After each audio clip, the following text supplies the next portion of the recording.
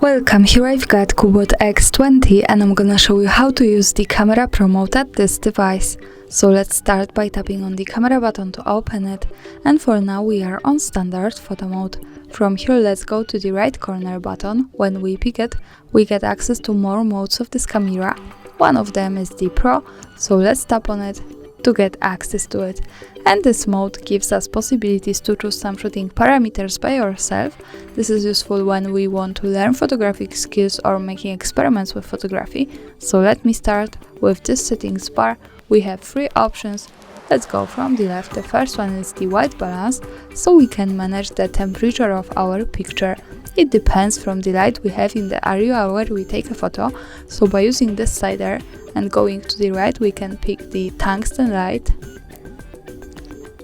daylight, white fluorescent light and the cloudy light. So this is kind of balance between the warm and cold tones of our pictures.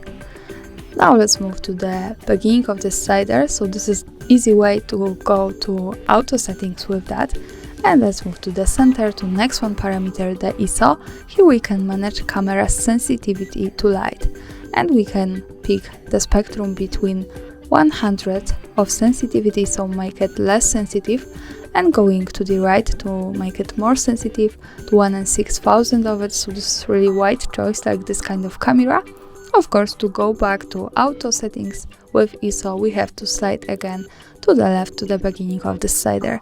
And now let's move to the last one option, the exposure.